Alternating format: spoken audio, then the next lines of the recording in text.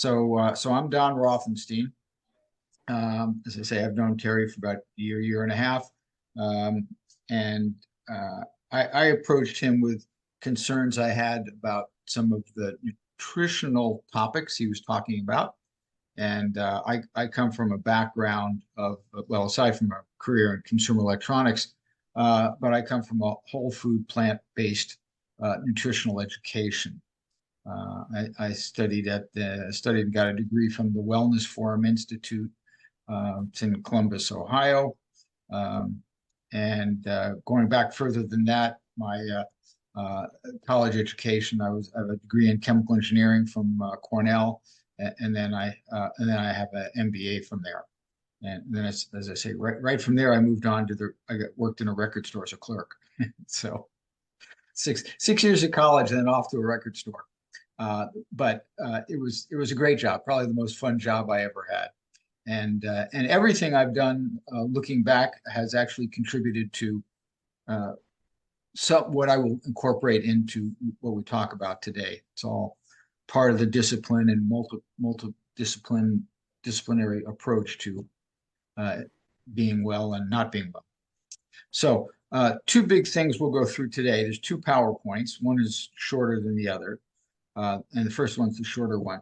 So as part of my education in nutrition, not surprisingly, I had to take a class on nutrition and diabetes.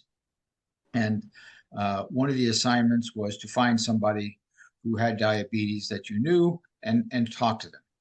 And not necessarily solve their problems, but at least talk to them. So we'll go through that. So this is what I uncovered in talking with them. And so that's part one. Part two is when I turned around and taught a class on nutrition and diabetes. So the course I took was now the course I taught, and this was the last slide set. So whenever I've taught a class for this school, I call it the Zen of whatever it might be. In this case, it was the Zen of Diabetes. And this will give you another way to look at diabetes. And I think, and it doesn't have to do with take sulfonylureas or Ozempic or something like that, but it'll give you a way of looking at diabetes and going, okay, I got where it comes from and why, going back way back in time, and then how can this relate to what I should be doing now, which is going to make me feel better and ideally feel 100% better. So that's what it'll be. So one is an example of someone who has diabetes, and then it'll be a way of looking at it, which I think will make a lot of sense as to the nature of diabetes. Okay, so ready to go? Yep. Yeah, okay, all right, here we go. So I'll share my screen. Find the first one. Sometimes it takes, always have a bunch of things open. Okay, here we go. And I gotta do that, I think. Okay, so there's 12 slides in this from start to finish on this slide set. We didn't want to use people's real names, so you'll get to know them as Client X. Okay. And it is a real person, by the way. This is not fabricated. Everything in here is what I learned and discerned and concluded about Client X. So let's meet Client X. 74-year-old male, 5'9", 218 pounds, has a BMI of 31.7. And BMI, if you're familiar with that, body mass index. Yep. Yeah, okay. All right. And over 30 is considered obese. Right? And so he's in that range. He is a male. Okay. He exercises lightly 3 times per week, 60 minutes with a seniors group, of which I am a member. That's where I know him from. Diagnosed as diabetic about 10 years ago. So, and here's the blessing and the curse of his status quo. So the blessing, despite taking no specific medications for diabetes, the disease is not progressing, nor is it improving. The curse, This provides little incentive for client X to change his ways or his food habits in any meaningful way. If he can live with the status quo, I don't need to change anything. That's kind of his take on it. So let's go back to his childhood. What contributed to the situation that he's in now? So in the 50s and 60s, before fast food was, shall we say, everywhere all the time, right? Breakfast, Wheaties with sugar and whole milk. Lunch, what's that? Peanut butter and jelly, bologna, or a sugar, margarine, cinnamon sandwich. Okay, dinner, pick your protein, beef, fish, and chicken with a side of potatoes and vegetables. Dessert, grandma's cookies. She lived next door when he was growing up. A clean plate was the rule, regardless of fullness. I know I heard that many times when I was growing up. And whole milk was the main liquid, with water a very distant second. So this was his childhood and his dietary childhood. And that contributes a lot to the problem, as we see. So some other metrics, diabetes related. His HbA1c, 7.5. Once again, no specific medications to lower that, all right? So, and you may recall or be familiar that anything over 6.5 and above is considered diabetes. Right? So he's 7.5. That's not in the red zone, but it is clearly diabetes. His cholesterol is 70, LDL, so low density lipoprotein is 70. That's good, but that's Lipitor aided. That's Lipitor aided. Fasting blood glucose, 135 to 155, that's high. Typical daily glucose readings, 145, so right in the middle. Blood pressure, 120 over 80, and you go, wow, that's certainly right on the money, but it's courtesy of a drug. And his pulse, 70, once again. I think they use 72 as kind of the standard, but once again, benefit of drugs to get there. And the goal, of course, is to have these wonderful metrics, but without artificial aid, so to speak. My father, just as a frame of reference, who was a lifelong runner, and he was a nut job, my father, but his as a lifelong runner, his pulse was down around 37 or so. So, but he did a lot of other crazy stuff. But anyway, just as a frame of reference. Okay, so here's one of the challenges and one of the problems of diabetes. It rarely travels alone. So kidney stones, and he was a combat Vietnam veteran, and he's got the stories to share. So he's one tough guy, and he described having kidney stones as worse than 2 years. Worse than his 2 years in Vietnam. He got sepsis. He got atrial fibrillation. He has weakened kidneys as a result of the kidney stones. Remember, related to diabetes, prostate cancer and associated urinary flow issues. So that was drug number 1. High cholesterol, drug number 2. High blood pressure, drug number 3. Near heart attack that led to a stent implant, and continued stroke and heart attack risk. So 4 drugs, right? And any drug that is powerful enough to have an effect is powerful enough to have a side effect. They always come with 2 sides. They always come with 2 sides. And then the question is, you weigh the pluses and the minuses, right? Are the pluses, do they justify the minuses? Favorite foods and forlorn ones. Fried fish, hamburgers with bacon bits and a number of condiments, red meat, restricted, estimate he eats about 3 ounces per occasion these days. Broiled whole wheat bread with heavy butter-like spread. Boy, that sounds not like a great idea. Leafy salads with blue cheese dressing. And the problem with blue cheese dressing, leafy salads are great, but the blue cheese dressing, do you know about how much fat is in a typical dressing? And blue cheese would be about right up there. What percent of a salad dressing is fat?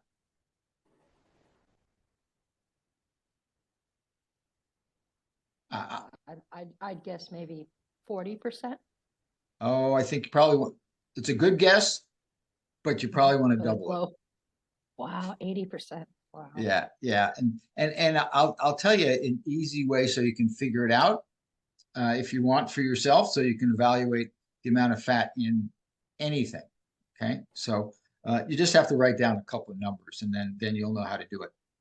So um, there's 3 macronutrients. I mean, is this of interest? Do you want to know how to do this? Yeah. Okay, sure. Okay, so there's 3 macronutrients. I'm trying to get it so my fingers can never seem to get the 3 of them right, but 3 of them. Okay, do you know what they are? Macronutrients: protein, fats, carbohydrates. Carbohydrates, yeah. That's the 3 of them right there. That's it. That's the sum total. So look at fat. So first of all, protein and carbohydrates have 4 calories per gram. 4. Protein, carbohydrates are the same. Fat has, I need 2 hands for this, 9. 9. More than double. More than double.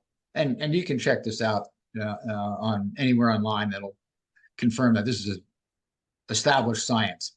So all foods, all packaged foods, I mean, you won't see it on broccoli, but all packaged foods have a nutrition facts label, and they will tell you how many calories are in a serving, and they'll tell you how many calories in a serving and the weight of a serving. Let me get that right. Yeah.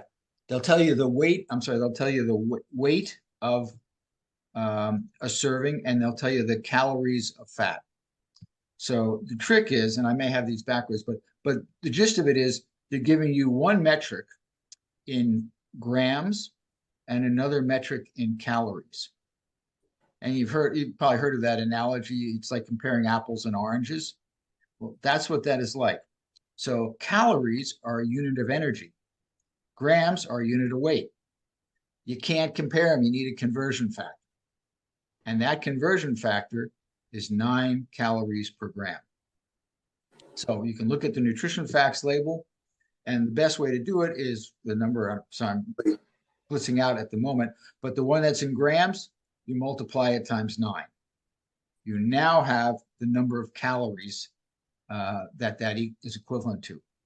And then you divide the number of calories in a serving, and I'm sorry, you get the number of calories of fat calories divided by the number of calories in the serving.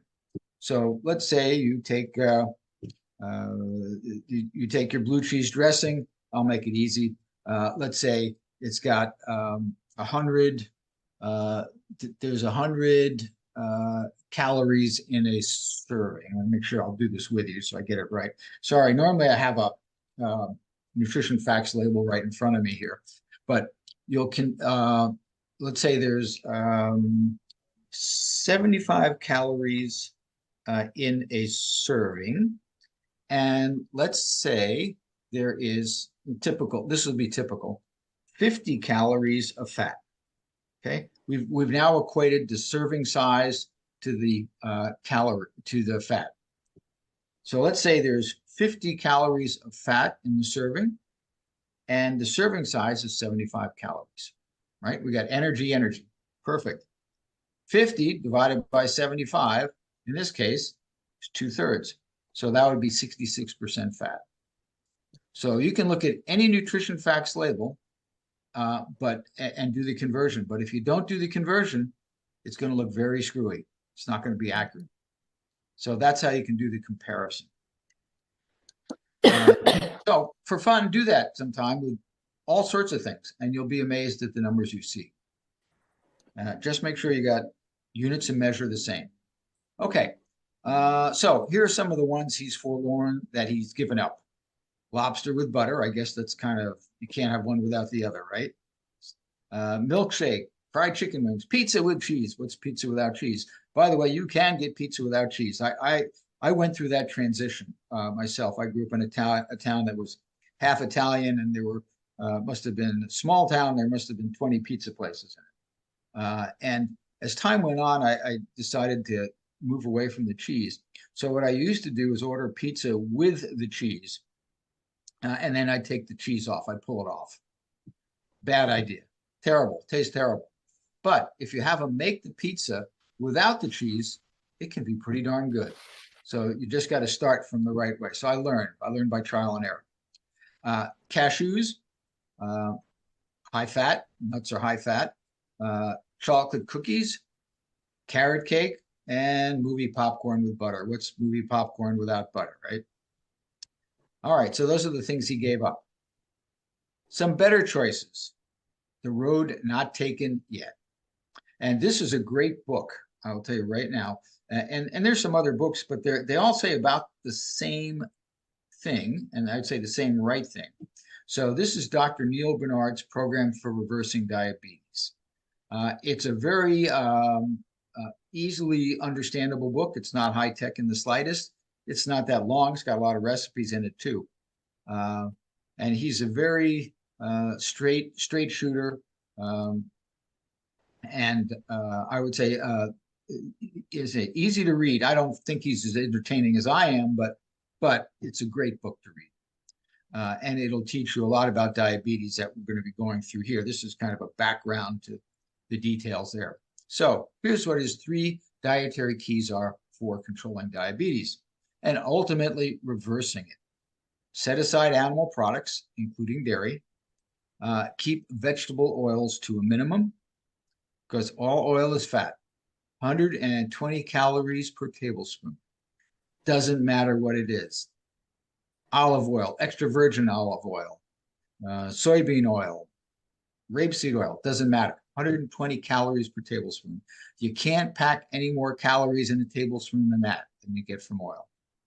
And as Dr. John McDougall, another compatriot of Dr. Neil Bernard, all oil is liquid fat, and we'll come back to that. Favor foods with a low glycemic index. You don't have to. I'm not going to get into the discussion about glycemic index, but he just says favor foods. You don't have to avoid it like the plague, high glycemic foods, but you want to favor low glycemic index. Unfortunately, outside of the salad underneath the standard oil-based dressing, none of the food that should be his food cornerstones are, right? So what did Neil Bernard just say? Animal products set aside, keep vegetable oils to a minimum, and look at the stuff he's eating. Wrong stuff. Wrong stuff. When you eat wrong stuff happens. So an attitude without much latitude. So this is one of his challenges that he's gotten, and maybe his biggest challenge. His parents did not die young, 89 and 91, although his father, I think, suffered from Alzheimer's for quite some time. The war years, his time in Vietnam, he's a tough, no-nonsense guy, very set in his ways. So, and he got some very strange advice from the medical profession. And you'll see that on the second slide set why I say this is strange medical advice. Advice from his last doctor at Kaiser. Eat fewer carbohydrates, eat more vegetables. Okay, that's good. Get more exercise. That's good. Carbohydrates, it depends. But in general, carbohydrates are not bad. You can make them bad, but in general, they're not bad.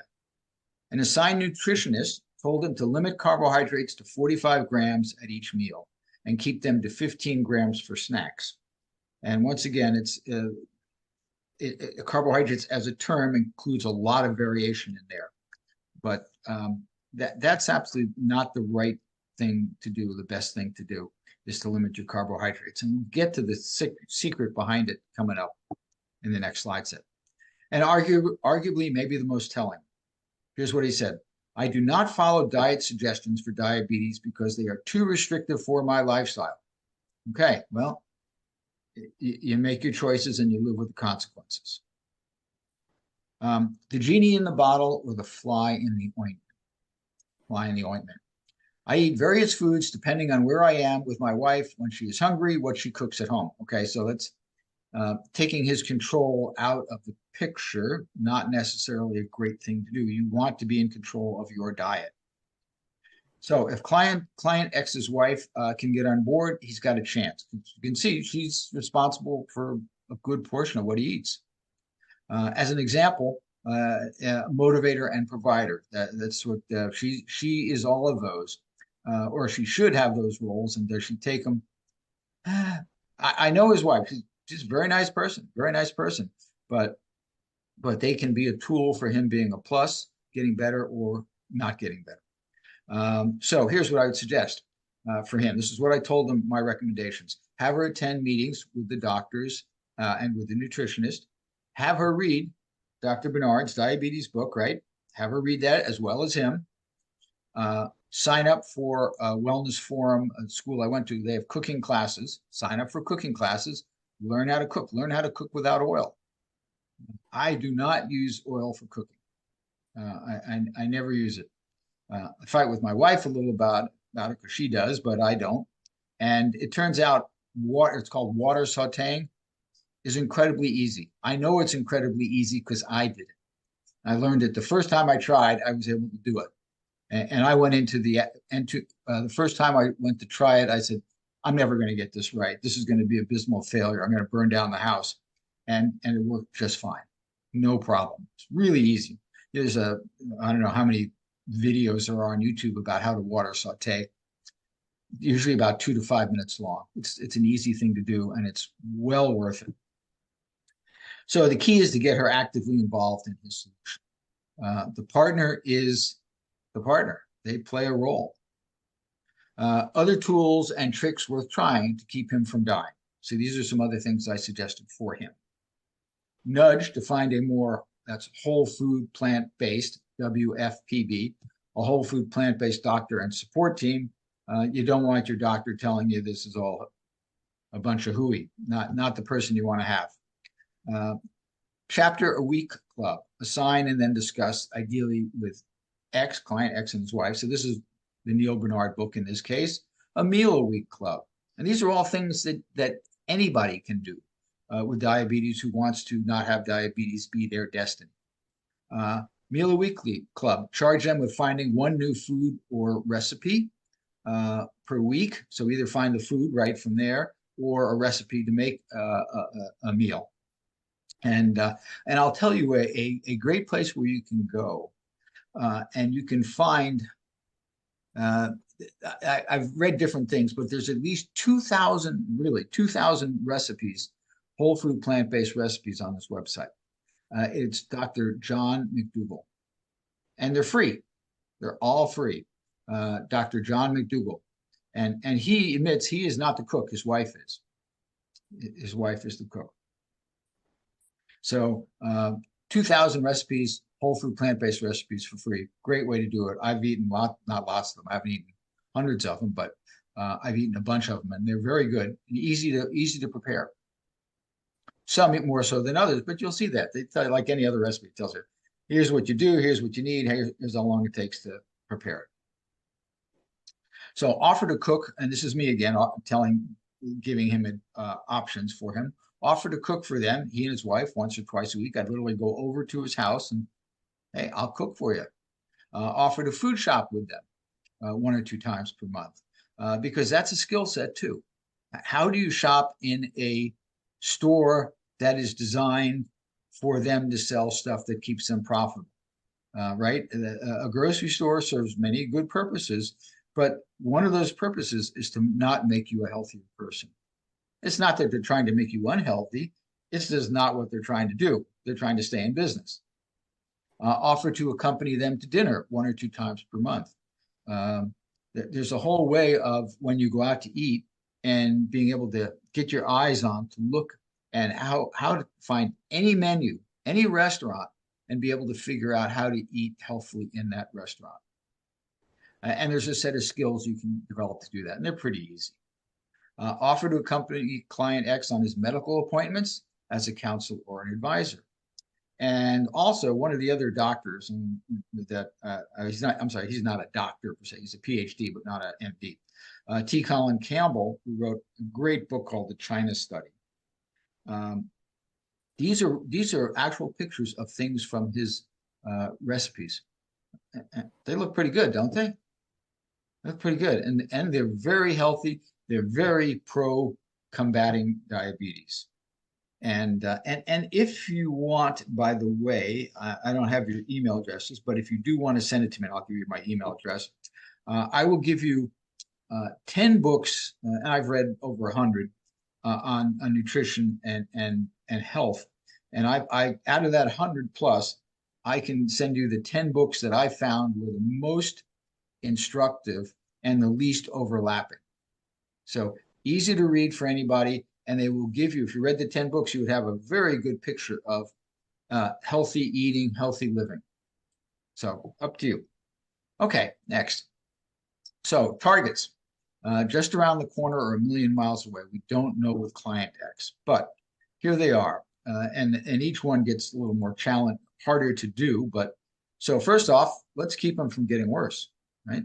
Second off, let's try and keep him off the drugs for diabetes so he can at least maintain the status quo without drugs. And then next level is we want to improve his status quo. And then lastly, we want to reverse the diabetes out of existence and maintain him there. And all of these, I mean, they're just further and further and further, but they're possible. They are all possible. And you'll get a picture as to why that is in the next slide set. So my crystal ball. Not sure if the fog is lifting or the storm clouds are brewing. Realistically, sooner or later, today's status quo won't be tomorrow's.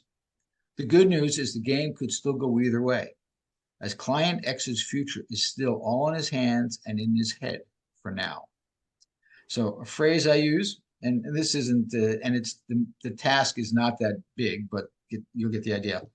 Let not the magnitude of the task nor the remoteness of its success diminish the intensity and earnestness of the effort. And it isn't that hard. It isn't that hard.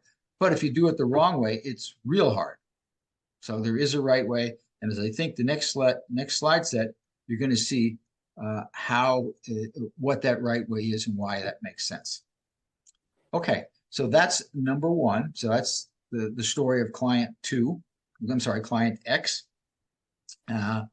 Let's ready to move on to the Zen of Diabetes. So I think you'll find this pretty interesting.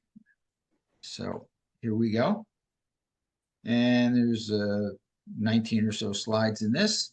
So as I say, this is a class I taught for the Wellness Forum Institute. This was the last class in the set. It is called the Zen of Diabetes. Here we go. Is this the world we have created? Welcome, diabetes. Okay, a phrase I use a lot, archaeology, anthropology, because I think these are two critically important components in understanding any illness. So archaeology, anthropology, diabetes, and what's for dinner. And remember that phrase because I'll show you something at the last slide. Except it's not. So a long time ago in a galaxy far, far away. It was Star Wars, right? Except it's not. The galaxy is here and the time is now. But it did all begin about 4 million years ago, probably somewhere in Africa. And I'll say, hello, Lucy, because that's the name they gave to the first identifiable human ancestor from our ancestor from the bones they found. And that's, so as I say, that's when creatures that were human-like first appeared, about 4 million years ago in Africa. Genetically, we are still pretty similar to them. And that means that much of us is still finely tuned to a world they evolved in and the lifestyle they led. Our genes are 4 million years old, give or take a little bit. To deny that, ignore that, spit in its face is truly a fool's paradise, and we pay for it dearly and every day. And that is unfortunate. It is tragic because we're led down that road to make decisions that aren't in our best interest. So in our most of human's history, infection and injury were once the predominant causes of our demise. That's what did us in. We caught a bug, we got injured. But they've been replaced by diet and lifestyle. So what we have almost total control over has replaced what we had almost no control over. So a tremendous about face of living out of time, living out of time. So let's take diabetes. It is truly a disease of our own, as I say, not exactly free will because we don't have total information, but a disease of our choosing. And type 1 is different, but and there are some reasons why it is to some degree, and I say our choosing, I mean of humans choosing. Type 1 is different. It's formerly known as child onset diabetes. It's a different beast, but there is a component to it that that we cause. It has to do with dairy, by the way. And I could go through the steps of how that is, but not relevant. And we seem to be choosing the wrong way more and more. And we're doing that because we're being heavily, heavily influenced. So what's the future look like in America? Diabetes projected to double or triple by 2050. As many as 1 in 3 adults could have diabetes by 2050 if current trends continue. And that's from the CDC. Industries have been built up around its management, but the reality, a cure is not that hard to arrange. So according to Doctors McDougall, remember McDougall, the wife with all the recipes, Neil Bernard, and Dr. Joel Furman, you may have seen him on any of the PBS specials. He's on there very frequently. And he wrote a counterpoint book to Neil Bernard. I would read one or the other. You don't need to read both. They say basically the same thing. According to these doctors, we can readily rid ourselves of diabetes, by and large, simply through changes in our diet. You remember this scene? Remember the movie? Yeah. Shawshank Redemption. Right? Let's see. That's Morgan Freeman and Tim Robbins, I think it is. So here's the line. Get busy living or get busy dying. The elegance, simplicity, universality, and wisdom in that sentence applies to diabetes as well. You can change your diet and live, or you can manage yourself to death. What got you in is what will get you out, and that is what you choose to eat. And I don't think I mentioned, but my mother, who made it to 87, died of complications from diabetes. And I tried to get her to change, and I did to some degree, but she was a stubborn woman. So I speak a bit from gone close to personal experience. So in the words of Dr. John McDougall, and I don't know if I'll read all this, we'll see how it goes, but diabetes is easy to cure. And he has a program too, which is it's now a 12-day live-in program. It's a bit on the pricey side, but it's good. And I went to his, it used to be a 10-day program in Santa Rosa, California. I attended it and thought it was great. And it wasn't just about diabetes. It's about any illness, almost any illness, any lifestyle illness, and they'll talk to you about going through that. So you can look it up online. But anyway, here's one of the things he wrote. The bulk of the medical community, including your current physician, readily accepts the findings that the majority of patients with type 2 diabetes are cured after painful and costly bariatric surgery. The average bariatric surgery costs $17,000 to $26,000, and the benefits are almost entirely from weight loss. That's what makes people get healthier who have diabetes and go through the process. You should know that the most effective way to lose weight permanently is by eating to the full satisfaction of your appetite with McDougall recommended foods, whole food, plant-based foods. The market for this kind of medical care is huge, with more than 10% of people in the US suffering from diabetes and half of the entire population, not surprisingly, considered to be pre-diabetic. This statistic is that nearly 80% of people living in the modern world are overweight or obese.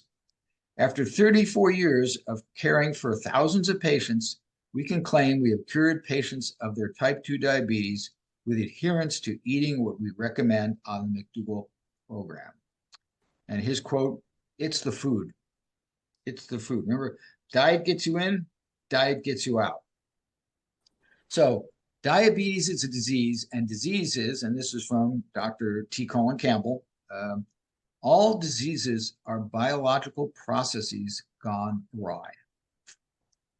With regard to diabetes, what this says is we've been barking up the wrong treatment tree, for a very long time. We've been approaching it from the wrong treatment tree. Fix the precipitating process and you fix diabetes. Or could it be we need to go further upstream? So further upstream to find the problem. Maybe instead the process is fine, right? Our body is doing the right thing, but we are causing it to cause us problems. Dr. McDougall thinks so, and I would say very, very convincingly. So sidebar, we'll go back in time again. There's a picture of Lucy. I wasn't making her name up. And there she is. And Australopithecus afarensis, I guess it is. It really is named after Lucy in the Sky from the Beatles. That happened to be playing when they discovered her bones and they were looking for a name. They go, okay, we'll call her Lucy. That's how she got her name. So back in time, and this is pretty, I think they're all important. A lot of good stuff on this slide. As much as I would like to believe we were noble beasts from the start, far smarter than we are today with regard to our dietary choices. They didn't get diabetes. It probably wasn't like that. Lucy ate the way she did, not because she was consciously making good food choices, but because there weren't a lot of bad choices to be made. Such is obviously not the case today.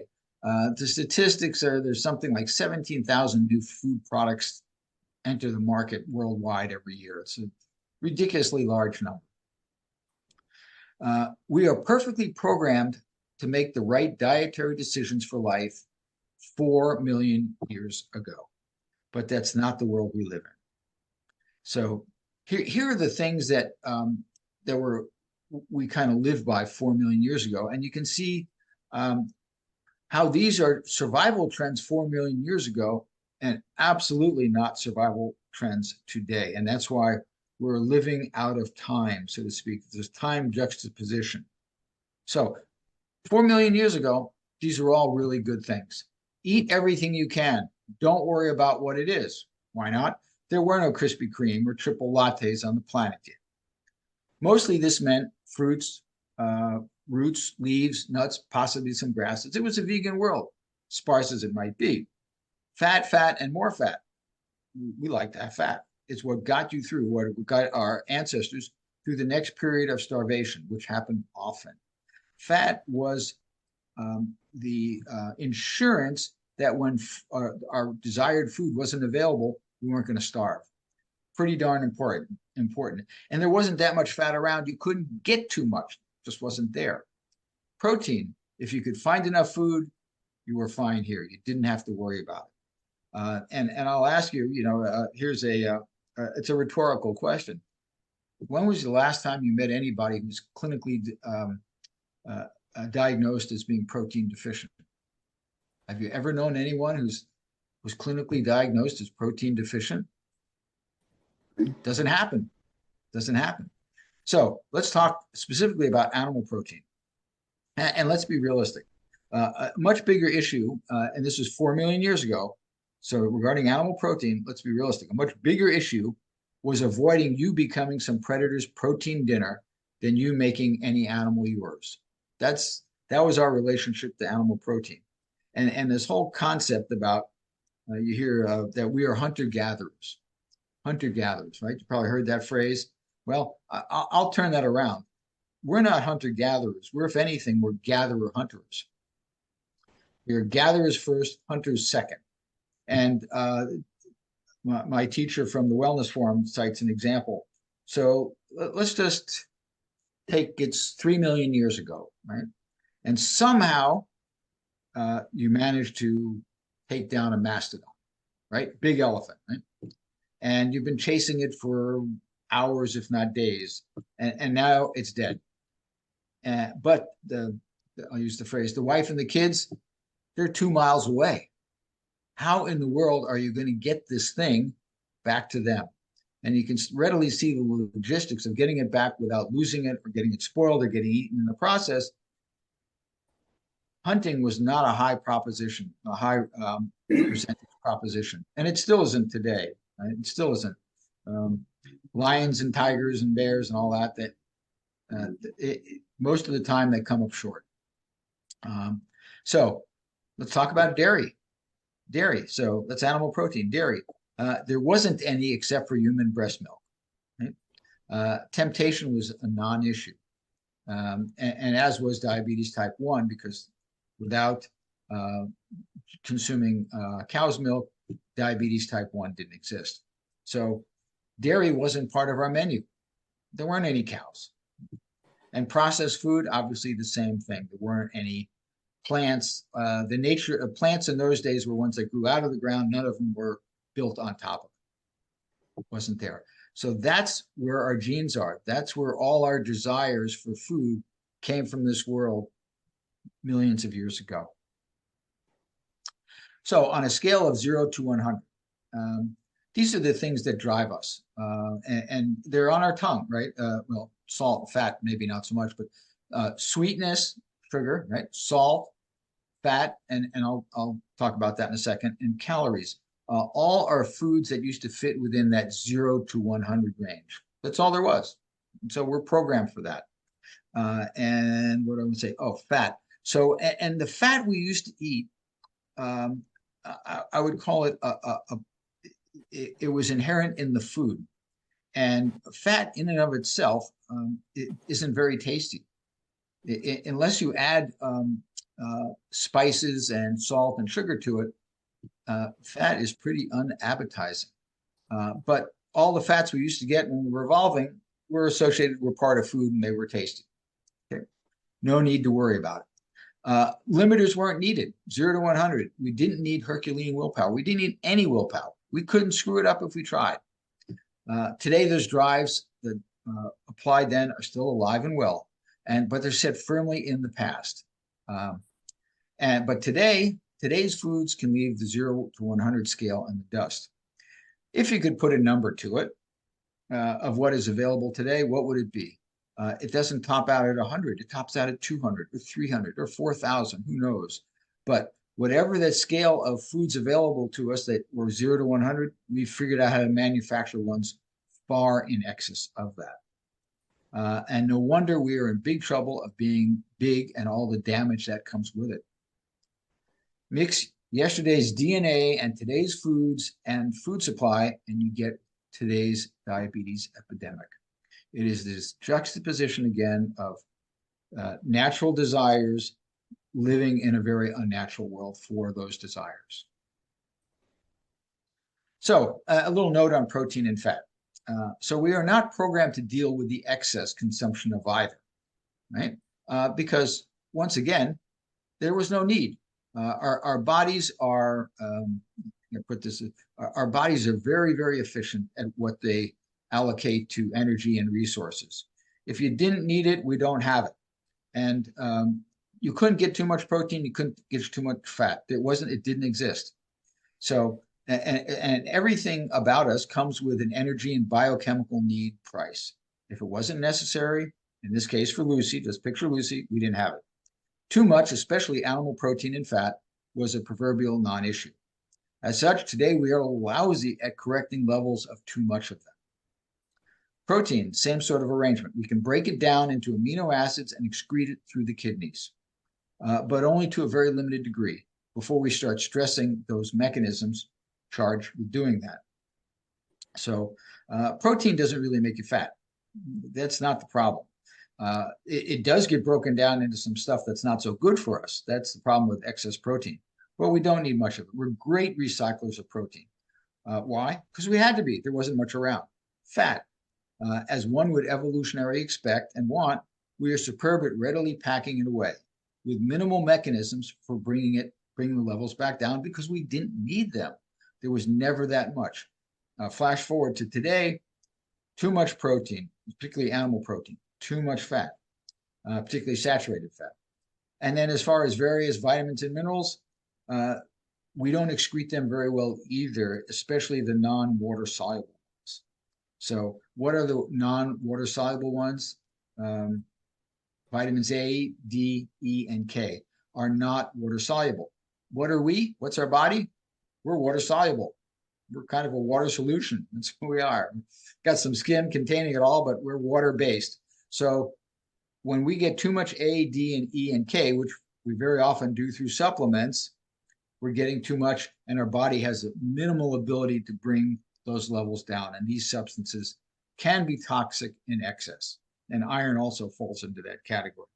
And a lot of other vitamins. We're just not that good at getting rid of too much because everything about us is dealing with a world of not enough. And now we're dealing in a world of too much. And that, by the way, is one of the main problems with supplements is we're designed to get our nutrition from food, not from supplements. So this is a rock group. Remember I told you I worked for a record store, right? So this was an album going back to those days. Well, it actually came a little after I worked in the record store, but the group was called Sweet, Level-Headed. And why do I show the slide? Because of this.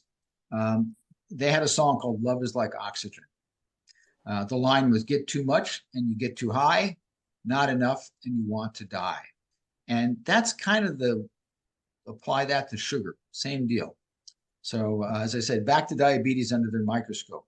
So insulin, we all know about diabetes and insulin. You can't say one without the other, right? Is insulin the body's gateway drug? So this is another way of looking at insulin and the body. So insulin, so we're talking now about sugar. Get too much, don't get enough and you want to die. Get too much and you might want to die too. Insulin is charged with not just getting sugar out of the blood and into the cells, but also, as we've learned, and this was part of the course, fat and protein. So insulin is kind of like the tugboat that escorts sugar, particularly, and also fat and some degree protein, from the bloodstream into the cells, right? And when it can't work the way it's supposed to work, the sugar backs up, right? And the sugar backs up, and then guess what happens? Blood sugar goes up. Hallmark of diabetes. So a brilliant synopsis from Dr. McDougall: diabetes isn't a disease.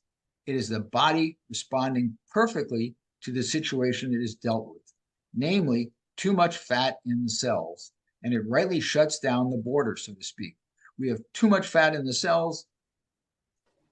Our body responds by saying, well, I'm not going to let any more in, and along with that, the sugar isn't going to come in. So the fat backs up, the sugar backs up, and what happens?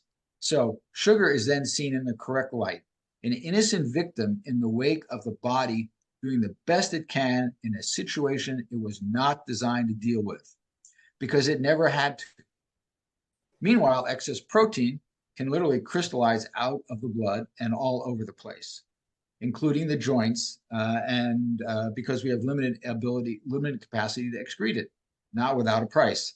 And protein, and I'll get the why in a second, it is what's called acid forming.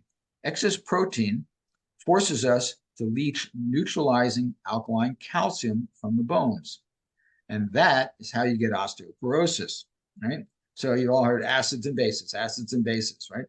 Our body, our blood pH, you know what our blood pH is optimally at? 7.4. 7.4. And what does that mean? What's the number mean? Well, the scale from acid to base, acid to alkaline, goes from 0 to 14. So 17 is about in the middle. And it's got to be right around there, because if it's not right around there, all the chemical processes in our body don't work well. I'm talking just in our blood plasma. So, you know, stuff that goes through our veins and our arteries. And if we are eating things that are causing us to be too acidic, well, our body is pretty darn smart. What happens? It says, well, I got to neutralize this acid. I got to get it back up to 7.4. It's got to stay there, else I'm going to die. So where does it go to get that neutralizer? It goes to our bones, because that's where calcium is. And calcium is alkaline forming. So it will say, I'm going to take some of this alkaline stuff from my bones, I'm going to put it into the bloodstream, and everything's going to be hunky-dory. Okay, so that's a problem with too much protein, because what are proteins made of? Amino acids, acids. So getting a little bit off base there, but you can see the connection, how all these diseases are connected to the same basic problem, putting the wrong stuff into us. which leads to the logical question. What the heck are we doing treating diabetes with drugs? It's not a drug problem. Most of those drugs are forcing the body to do something it doesn't want to because it is doing the right thing already, as we talked about. Right? We're gonna it's one way or another. We'll get the insulin up. We'll inject some insulin. We'll get that insulin levels up, so it'll force some more of that sugar and fat into the cells. Well, that's not the right approach. We want to be looking at how do we address the problem of having too much fat in the cells. And if we solve that, then the sugar can get out of the blood and the cells. It just makes sense. So supercharging insulin, in other words, greatly ramping up its production, reducing the body's natural limits to it, finding other methods of forcing sugar out of the blood and into the cells.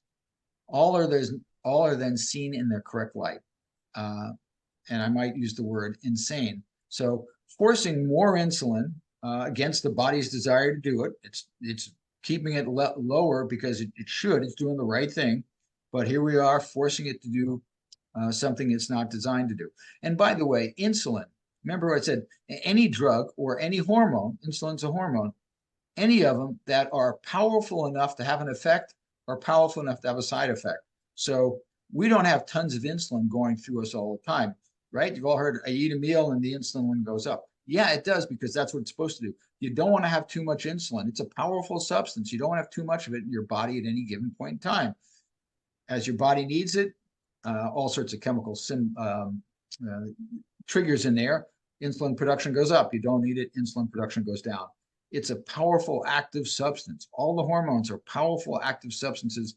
You don't want more than you need at the moment you need it. So think back to our discussion on the myriad of drugs, and this was in the course, and there are myriad we employ to this end. But that's where the money is. There are literally, it could be a different number now, but there are 12 different classes of drugs for diabetes. And those are just classes. It's somewhere up around 150, 160, and maybe even more than that now. Different drugs to treat the symptoms of diabetes. None of them really address the cause. None of them address the cause. They all address the symptoms. And while this might not be legally criminal, to me, it is morally criminal. Especially when this knowledge, especially when a prevention and a cure are often and almost universally just a dietary change away. Lastly, on this point, think back to the twice or thrice array of associated side effects from these drugs. Remember, every one of them, you can look it up on WebMD or drugs.com, or even the website or the bottle, the fine print in the bottle. The information is readily available, the side effects, and they are horrible. The side effects on these things are horrible. Is nausea just our body's way of trying to rid ourselves of a poison? Right? And they all cause that. They all cause nausea, constipation, and or diarrhea, which is quite a trick, and on, and up to and including death, right? And some of them do. The many manifestations of diabetes, now it all makes sense. So it begins with too much sugar in the blood that can't get into the cells, not from too much sugar in the blood, but from too much fat in the cells. That's the cause. That's what's behind diabetes. The sugar is in effect trapped in the blood. Well, what does this lead to? Think of what happens to water when you add a lot of sugar to it and heat it. I used to love to eat Jello, right? Gelatin and sugar. It gets thick. It gets thick. When our blood is thick, it becomes sluggish and it can't flow freely like it is supposed to, right? And a phrase I use is, think of our circulatory system as a river of life. It is a river of life, and when it's working, when everything's flowing freely in there, then we work well. When it's not working right, we don't work right. It's almost impossible. Our blood is our life, and we need it to operate the way it's supposed to. What happens when it isn't, when it's thick? Well, imagine the heart must do extra work to pump this thick blood around, raising blood pressure, which is just blood pressure is a symptom. It's not a cause of a problem. It's a symptom of a problem. The heart is doing what it's supposed to do. It's responding to the situation. The heart, the job description of the heart is You have to get oxygen and nutrients to all the different parts of your body. That's your role. You got it? All right. And I'm not talking to you, but to your heart. And then also pulling back the carbon dioxide and all the waste. That's what the heart's supposed to do. It's supposed to power all that. And by goodness, it's going to do that. And it may have to do that through different means. It may have to respond to the situation by increasing the blood pressure, by pumping harder. It also changes the chemical conditions it's designed to work in. All of a sudden, the heart is now working under a handicap and having to do more work. Sounds like a bad combination. The smaller blood vessels and their associated functionality are thus affected, our river of life, often severely impacted to the point of becoming virtually non-functional. And where are the body's smallest blood vessels? And tell me you haven't all heard these as relates to diabetes. Remember, it doesn't travel alone. Diabetes doesn't travel alone, but it's connected. Eyes, think of a diabetic retinopathy, ultimately leading to blindness. Nerves, neuropathy, loss of feeling or the opposite, extreme pain, usually one or the other, especially in the lower extremities, the farther away to pump the blood. Think down the road amputation of toes, even whole legs, but really anywhere the nerves operate. My mother suffered from, she had the loss of feeling one. She didn't have the extreme pain. Yeah, I got to have discussions with her about that. Kidneys, kidney failure, dialysis. She ended up going on dialysis. She wasn't very happy with it, but she ended up going on it. And liver failure, because liver's in charge with getting rid of all of the toxins in the body. It does a bunch of things, but that's one of them. So all of these, and they're all very fine arteries and veins in these organs in particular. So they're all affected by diabetes, by having too much sugar and in fact now too much fat in the blood, especially if that's what you're continuing to eat. But wait, there's more. And you can see these are all connected again. Extreme thirst as the body attempts to dilute the trapped sugar concentrated blood. And this is one of the ways you diagnose somebody. Do you have diabetes or don't you, right? Are you thirsty all the time? Do you pee all the time? So frequent urination as the body attempts to excrete the trapped solutes, the sugar and the protein, and to some degree the fat as well. And leading to the diseases, diabetes, Greek and Latin namesake. You may have heard this, diabetes mellitus. And that means, in effect, where you look it up, you get different sort of connotations of this. But the gist of it is passing through sweet urine. Why is it sweet? Because it's got all that sugar in it. And you get organ burnout. Right? Organs are designed to last a lifetime under normal operating conditions. But diabetes is not a normal operating condition. The organs are overworked and you can burn them out. Where, in particular, the heart, the blood vessels, and you can think stroke and the above mentioned damage to kidneys and liver. The main excretory of waste organs in our body. And as I mentioned, osteoporosis, the leaching of the calcium from the bones to counteract increased acid load due to excess amino acids and fatty acids in the blood that are left out in the cold. So that's how you can say, well, osteoporosis, what does that have to do with my diabetes? Well, plenty. So rock and roll roots again. This is a picture from the first Jerry Garcia album. That's the album cover.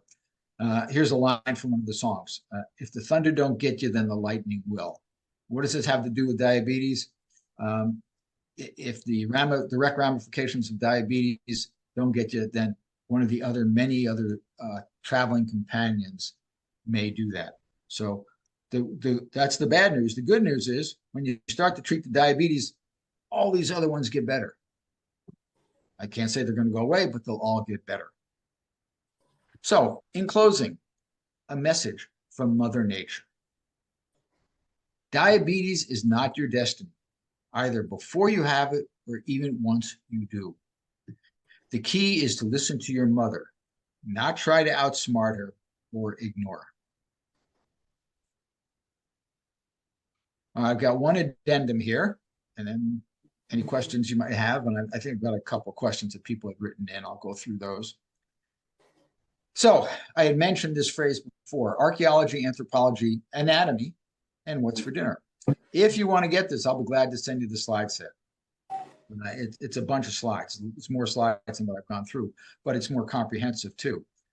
It looks at, oh, I didn't mention, when I was a chemical engineer at Cornell, when I learned that I was over my head taking English literature classes, I said, I got to take something else as an elective. And for reasons I have no idea why, I decided to take courses on archaeology and anthropology. Turns out that was a great thing I did for reasons I can't explain. I can't take no credit for having done that, no conscious credit, but they were very, very helpful in completing the picture of what makes us well and what makes us ill. And those concepts, those fields are incorporated into what we should be eating now. And you've probably seen that, what we've gone through today. So if you want to see the slide set, lots of pictures, lots of humor, hopefully, and cleverness, hopefully. Archaeology, anthropology, and what's for dinner, I can send you that. All right, and that's the end. There's my email address. One of the benefits of having a long name like that is nobody else has a name like that. So that's me. So first I'll open up. I've got a few questions that were written in, and I'll go through those, but I want to see if you have any questions or comments you want to talk about.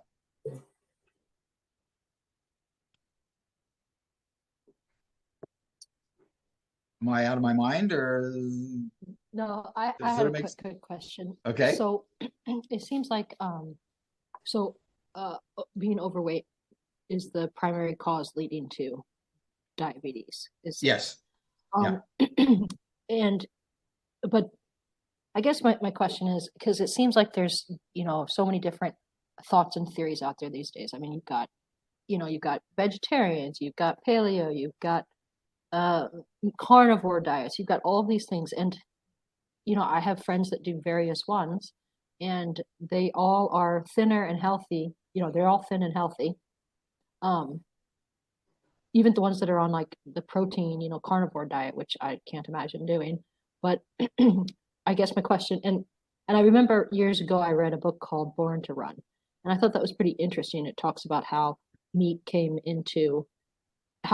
maybe, the guy just theorized in it, how us being able to run and get meat was a way that we, evolved.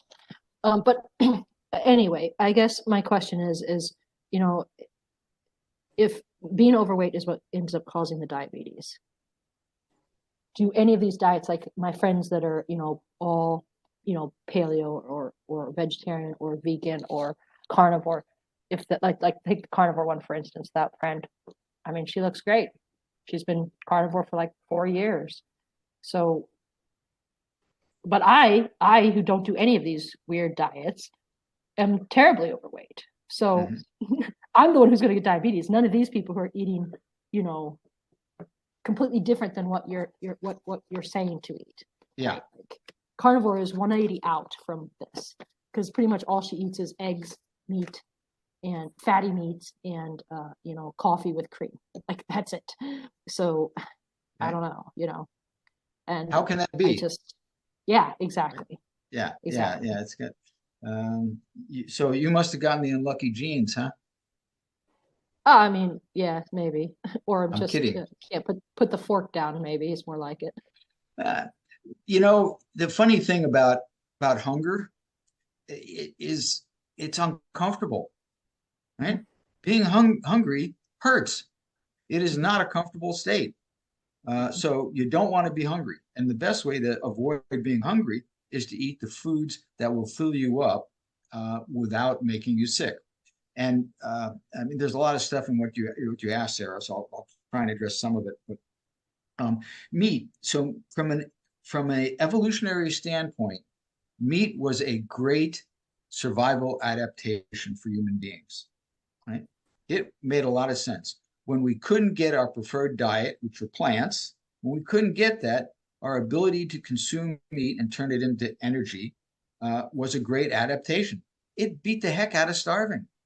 It was way better, but it was never meant to be our primary source of fuel. And that slide set I mentioned, archaeology, anthropology, and what's for dinner, goes into a lot of the evolution, more detail behind why that is.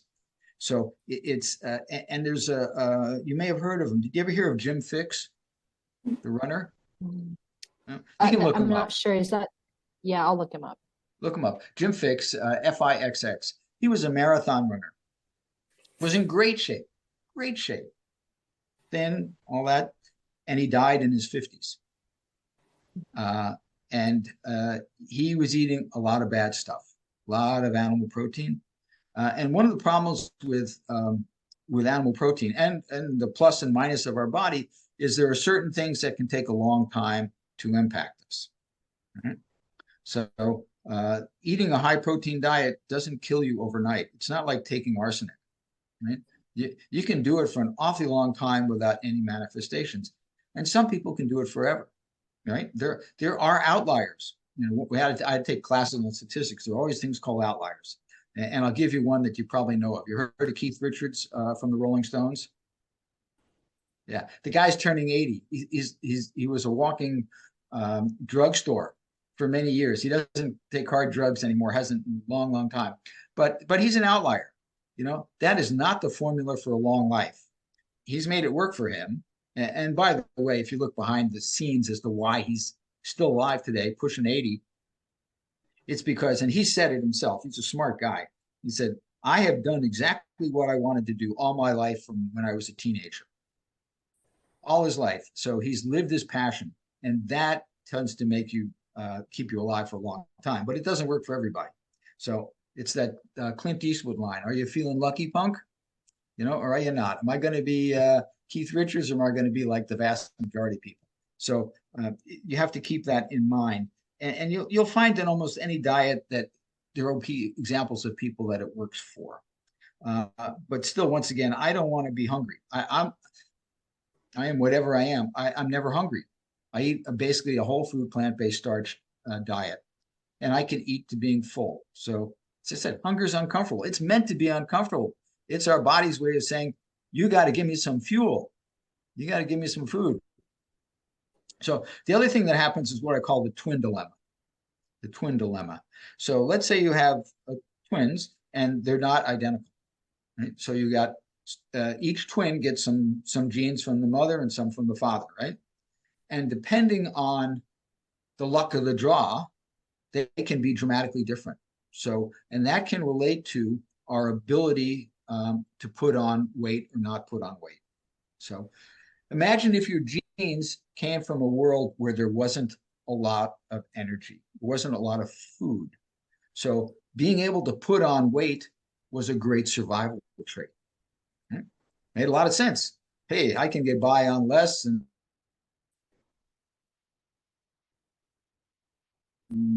I eat this and I wear it. The fat you eat is the fat you wear. Is one. On the other hand, the other person had plenty of food, and so that person never needed to be able to put on a lot of weight, so they don't put on weight easily. So both were adaptations to a world that their genes grew up in. So they can be dramatically different, and you just happen to have the ones that go, I better put these away. I better pack these away so I'll survive. Well, that's a great survival trait 3 or 4 million years ago. Not so good 2024, right? So, but there's another phrase that is genes or genetics loads the gun, but lifestyle pulls the trigger. So no matter what your genetic tendency, you can override that tendency by the choices you make and what's on your plate. So you have control of that. Now, keep in mind, you got a food industry marketing business that's in the billions of dollars, if not trillions, trying to not have you think in those terms, right? And they're not trying to hurt you. They're just trying to sell more stuff. That's their job. That's their business. If they don't do their job well, then they lose their job, right? No new car, got to keep the car for another year. The kid doesn't go to college, right? I mean, they're just trying to exist. They're not trying to hurt you, but you have to be smarter than that and say, okay, what's good for me, not what's good for them. And you need to have the knowledge. You need to be informed on what that is. And that's why I tried to paint a picture of why this all makes sense from the world, the diet of our DNA. What was the diet of our DNA? What was that world? and how does that translate to what we should be doing today? And how different is it from what we are doing today? So that's what I would say. And the paleo diet goes back 20,000, 30,000 years ago. Well, we've been around for 4 million years, in effect, right? You know, this paleo stuff is a drop in the bucket on our time scale. So this isn't what happened here. Isn't who we are. Who we are is far more to do with the bulk of our time on the planet. So the right diet, a whole food plant-based diet, not because I say it is, but because that's what we're designed to do. That's what we're designed to have. And our bodies, and I go into it, I think I go into it in that slide set, as to how our anatomy is designed for us to be plant eaters. And it looks dramatically different. If you look, I mean, yeah, stomachs and intestines and all that, but if you look at a cat, for instance, a cat's digestive system, it's way different than ours. Why? Because a cat is a carnivore. It is designed to eat meat.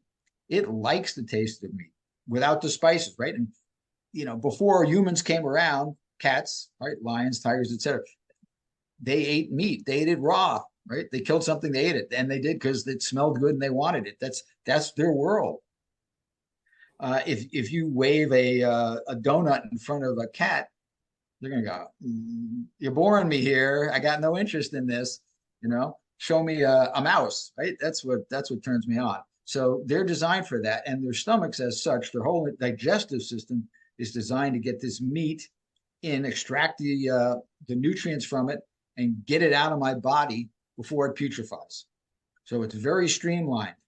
Meanwhile, we have a system, digestive systems that is, if you will, designed for lollygagging. Right? Take your sweet time to digest the grasses and get the nutrients out of them. And our interiors look very different than a cat's. So how's that? Any other questions within there I didn't address? Or is that good? Okay. All right. So anything on Victoria's iPad side or good? Can we get your email address, Dan? When you showed it, it was okay. Yeah. Yeah. Yeah, I know. You know, the funny thing about my names, people ask me how to spell it. And I go, I'm going to have to give it to you from the beginning because I can't do it from the middle. You know, but anyway, it's D as in Don. Yeah. Rothenstein. So ROTHEN S as in Sam, STEIN. And the rest of it's easy at yahoo.com. Okay. So drothenstein at yahoo.com. Okay, great. All right. Thank you very much. I really learned a lot.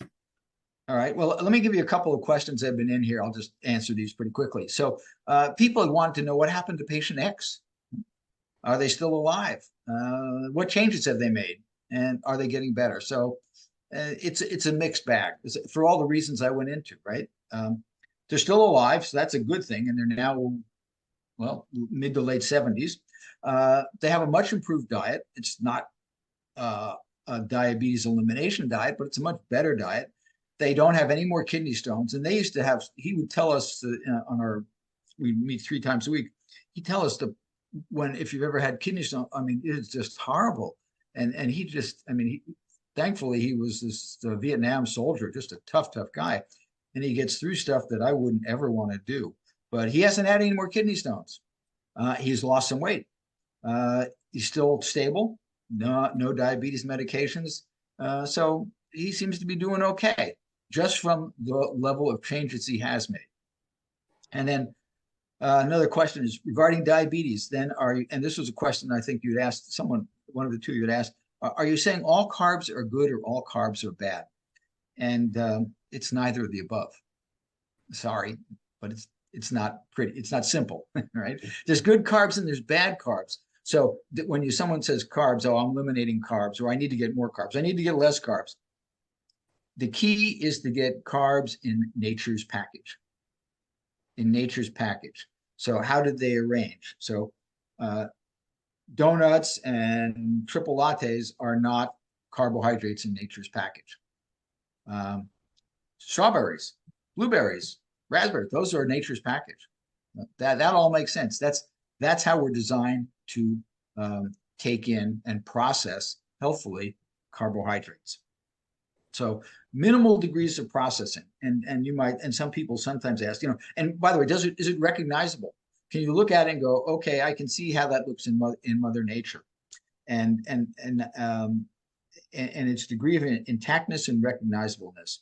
So when you look at something like, I used to like these ringdings or ho-hos, right? I mean, they have no analog in nature.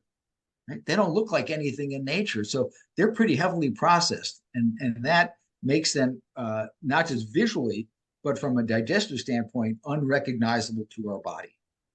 And so that's carbs in the wrong way with the wrong company, right? Remember, so how do you make fat palatable? You throw a lot of salt and sugar on it, right? And just a sidebar on barbecue, right? People talk about barbecue. What is barbecue? So from my perspective, here's what barbecue is. Barbecue is you take a piece of meat and you, in effect, burn to some degree or cook it. Let's say to some degree, burn, char it for 20 up to 24 hours. You add a ton of salt, a ton of sugar or honey to it, and a bunch of spices. And guess what? You got something that's pretty tasty. But look what you've done to this piece of meat to get it to be something that's very desirable. You've turned the process into an art form, makes a great TV show. I like to watch them on the Food Network, but you haven't made it into a healthy substance. You've taken this substance, which isn't that good for us, and you've gone through a process to make it tasty. And in the same time, made it very unhealthy for us. So, for instance, what I was going to say, so white bread would be an example of something that's pretty far removed, pretty processed, right? And we all grew up with Wonder Bread, right? So that question. If you don't mind the injections, is there a downside to injecting insulin? Well, I kind of got into that. First of all, it treats a symptom. It doesn't do anything for the cause, not a darn thing. And it's a very active substance. And you don't want to have active substances running around in your body when you don't need them. Think of it as you want to have reserves. You want to be able to rise to the occasion, but you don't want to have active reserves running through your body all the time. It's tough on your body. Hormones, even active forms of vitamins, we don't do that. So we'll have vitamin D, right? Vitamin D, vitamin A. These substances exist in our body in a reduced active state until we need them. And then they can get converted to their active state. Thyroid stimulating hormone, TSH3 and TSH4, same thing. So we keep it in the ready, and then when we need it, our body chemical signals go out, and our body converts some percentage of it into the active form because you don't want too much of it. You want it to rise up to when you need it, and then you want to get rid of it, get it down, because it's an active substance.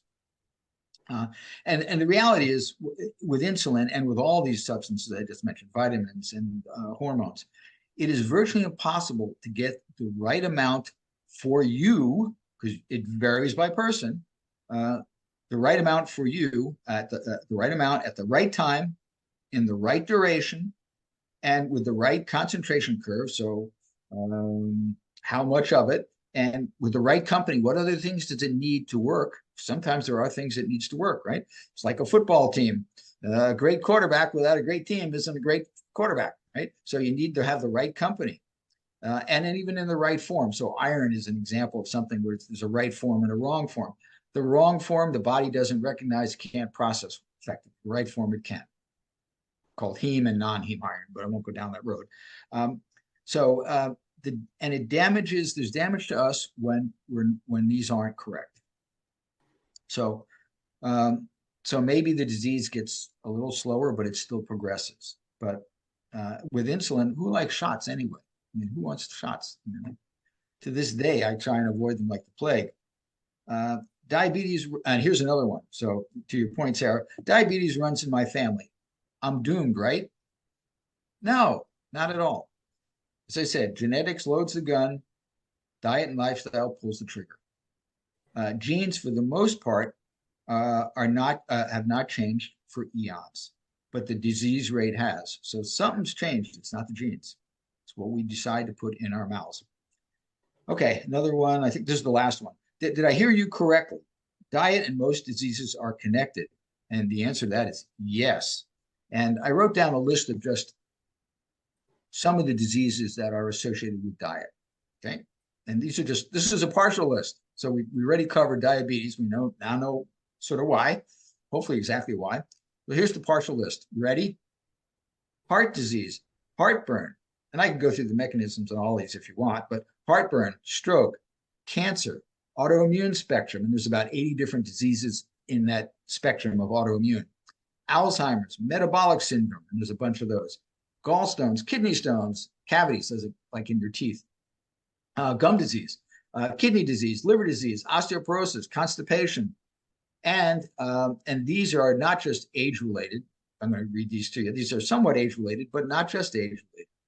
Loss of height, slowed physical reactions, slowed mental reactions, reduced creativity, eyesight degradation, and erectile dysfunction.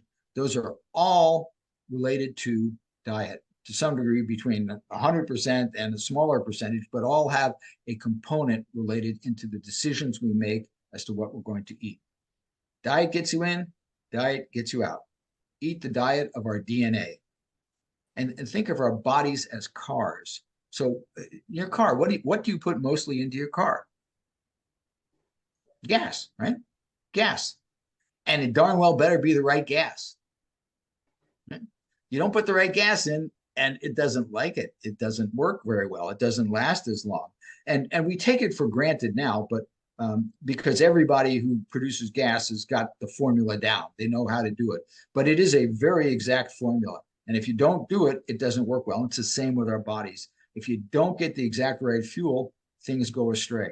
And I'll even liken it to the macronutrients. So if you talk about fat for a car, what's fat for a car? It's like the oil that keeps it lubricated. Right? You don't need much of it. How about the protein? Well, you don't need much protein for a car. What would be an example? Well, you might have to replace the tires. You might get a fender hit, and then you got to replace the fender. That's equivalent to replacing protein. Our bodies are great conservers of protein. Why? Because they had to. There wasn't much around. We put on fat like crazy. Why? Because we needed it to survive. It was a great survival trait. So understand the past.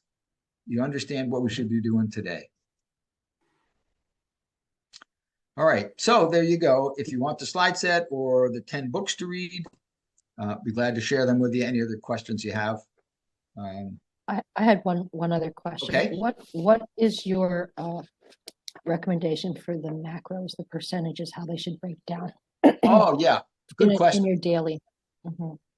Yeah. So here's the great thing, right? You are not going to need one of these. This is one of my favorite from my Sharper Image days. Sharper Image. That's it. My Star Trek calculator. You're not going to need one of these. Okay. You don't need a calculator. But if you were to put numbers to it, 80% carbohydrates, 10% protein, 10% fat. Right? And just because something is good for you doesn't mean more of it's better. Right? Yeah, fat's good for you. You need it, but just too much, not a good thing. We tend to in America assume that if a little bit's good, more is better. That's not necessarily right. Think of things in terms of Goldilocks. Right? Goldilocks, the three bears. This bed's too hard. This bed's too soft. Ooh, this bed's just right. That's where we want to be. We want to be in the Goldilocks zone. So 80-10-10. And when you eat a whole food plant-based diet, primarily that, and there's even room for some people to have meat. It's an option if you want. But you eat primarily a whole food plant-based diet, those are the percentages you're going to get. And you're not going to keel over. Your bones aren't going to disappear. You're just going to, be healthy. You know. And one of the things I noticed as I was making my transition has been a 50 or 60 year transition, but one of the things I've noticed is your senses get better. Your reactions get better. Your physical reactions, you can grab stuff better. You can smell better. I mean, you literally smell better, but you also smell better with your nose. And that, depending on what you're smelling, it might be a plus or a minus, right? smell good stuff and go, oh, that's good. You smell bad stuff, oh, that's really bad. So, you know, everything has a price, but overall, things do get better. I mean, and as you can imagine, because everything is working better internally. So that's what I'm an ambassador for. All right. Well, thank you. Yeah, thank you. Appreciate it. All right. Thank you all. Yep. And as I say, if you need the questions, just let me know. All right. Good. Okay. Bye-bye. Thanks, Tom.